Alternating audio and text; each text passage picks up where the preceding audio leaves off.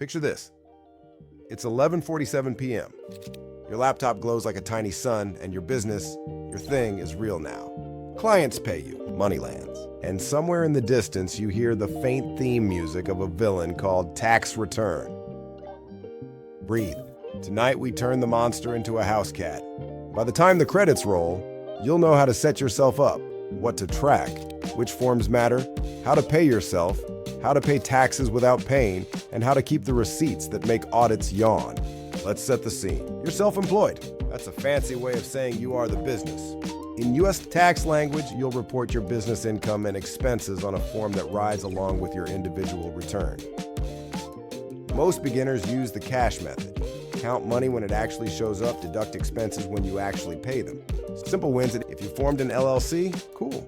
It usually doesn't change how you file at first. It's still you, just sturdier on the legal side. If you hired no one and sell your own services or products, you're the classic sole proprietor.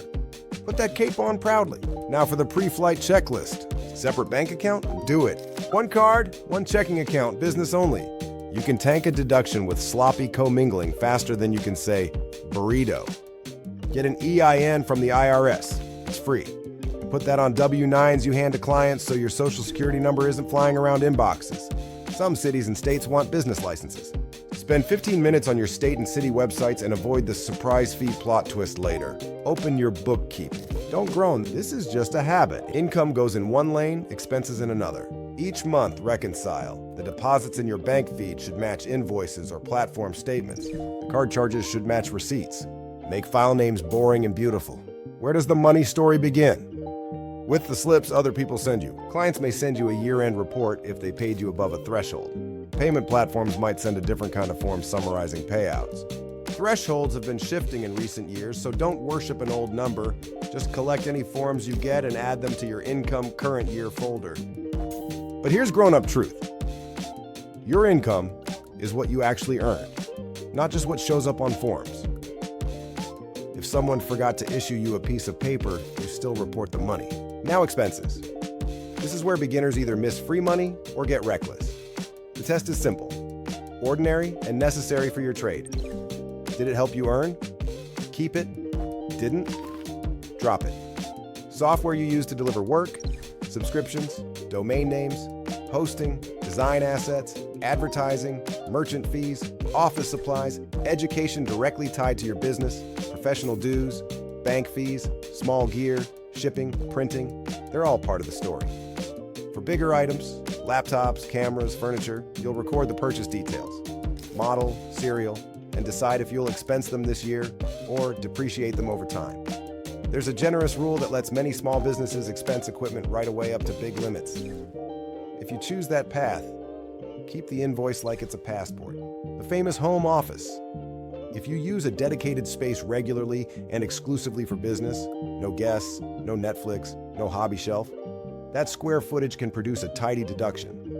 You can keep it simple with a standard rate per square foot up to a cap, or you can use the detailed method and allocate part of rent or mortgage interest, utilities, insurance, and internet based on the office's share of your home's total space. If you pick the detailed route, take photos, and sketch the layout once, save your utility bills, and make yourself a tiny legend that says, office is 120 square feet out of 1,200 square feet, total equals 10% allocation.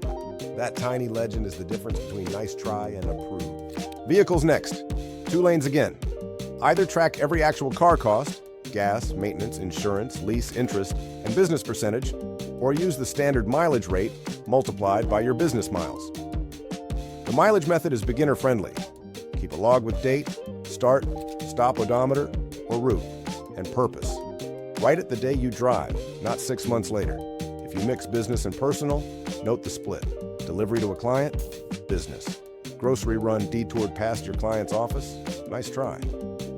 If you ever switch from mileage to actual costs, understand the one-way doors. Ask a pro before you commit. Meals, travel, and education.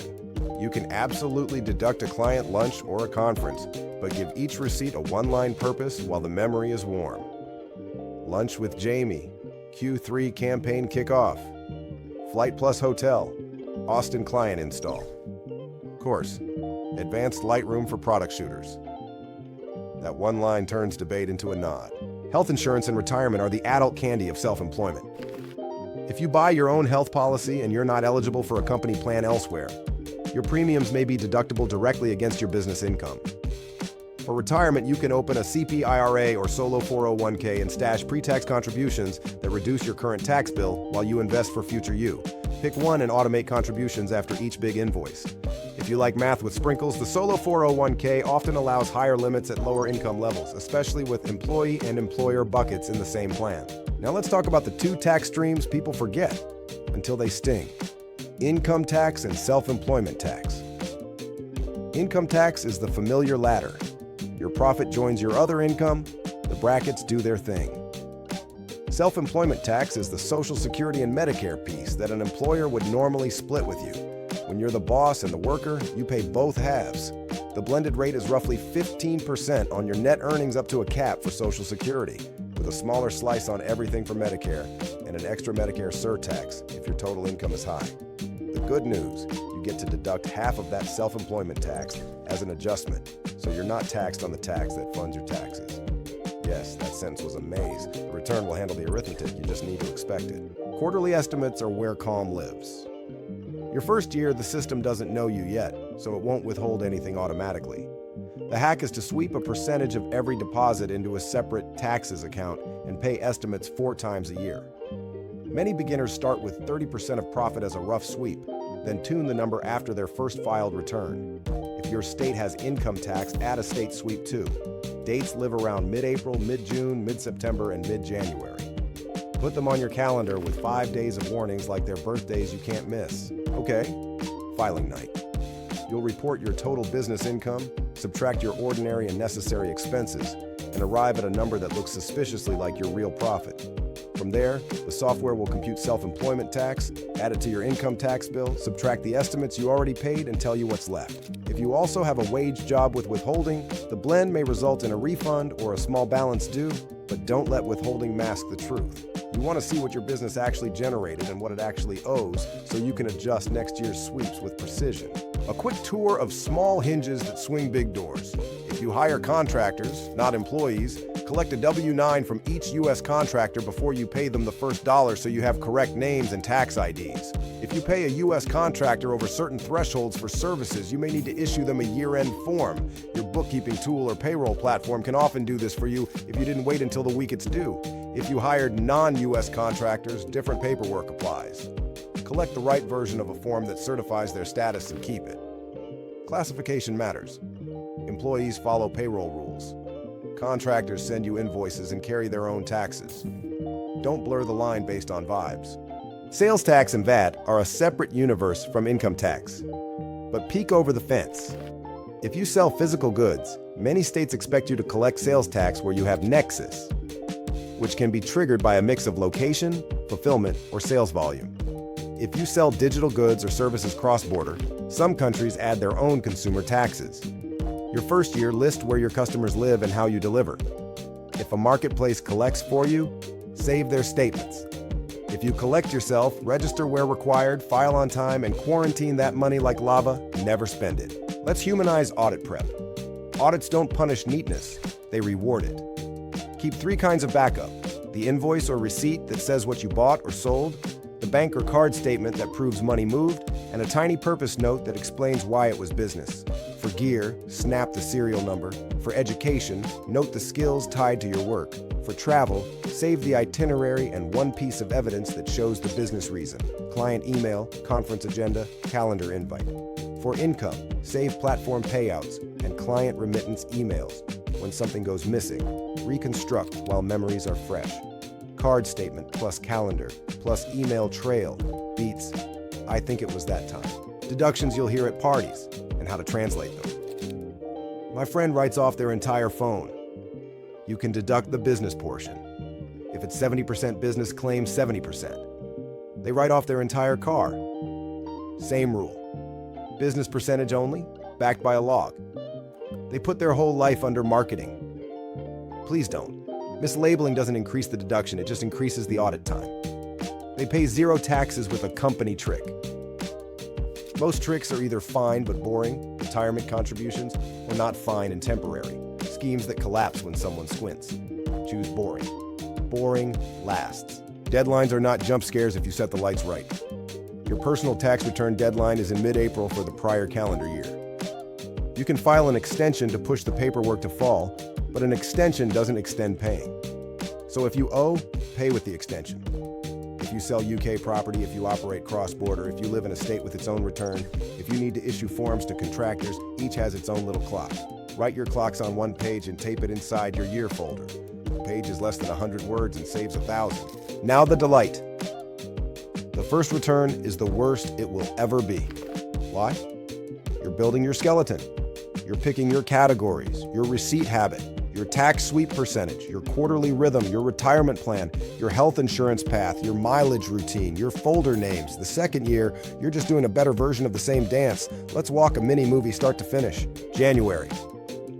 You create 2025 accounting with 3 main nests: income, expenses, taxes. You collect any year-end platform statements and put them in income. You add your bank and card PDFs to expenses and start matching receipts. You open a SEP IRA or solo 401k and set a small automatic transfer after each invoice lands. You set 4 reminders titled Pay Estimates, February, March. You clean up the weird stuff. A refund that hit in March for a January return, a big equipment purchase you forgot to label, a flight you booked with points, save the cash price screenshot so you can prove the value of the business expense you reimbursed yourself for. You write down your home office square footage and take 2 photos from the doorway. April. You file, either yourself with honest software or with a human advisor who speaks in nouns. The number is what it is. If you owe, you pay and adjust your sweep so you don't feel that sting again. If you get a refund, you make a note of why, usually withholding or estimates overshot. And tune your sweep downward so you're not loaning money for free. May, August. You're coasting. Each month takes 45 minutes. Gather statements. Match inflows and outflows. Move your tax sweep. Save contractor invoices. Jot one weird note. June 14th. Client insisted on paying via new platform. Fee reconciles here. You're building the breadcrumb trail you'll bless next spring. September, December. You glance at your year-to-date profit and estimate where you'll land. If a retirement contribution fits, you schedule it. If you need gear you'll buy anyway, you check whether buying now versus January fits your cash and your plan. Not because deduction, but because timing and truth. You run a quick mock return in your software or spreadsheet to sanity check your sweeps. You spend 1 hour writing a memo to yourself. What worked? What bled time? Which clients you want more of? Which services deserve a price rise? Which subscriptions you'll cancel? That memo is tax planning disguised as therapy. And if you want the 3 behaviors that turn this from tolerable to easy, here they are. Write the purpose on every receipt before the coffee cools. Keep all the money for taxes in a bucket you never touch. Close each month on the same day, whether you feel like it or not. That's it. That's the whole trick. The rest is just pressing download, naming files like a librarian, and letting the math do its work. Close the laptop. Put monthly close, 45 minutes on your calendar for the first week of every month. When it pings, grab a mug, open your 3 nests, and press play. The scene will be quiet. The numbers will be tamer. And the only drama will be whether you celebrate with tea, a walk, or a smug little dance in the kitchen, because you did it. You filed your first return like a pro, and now you know how to keep it that way.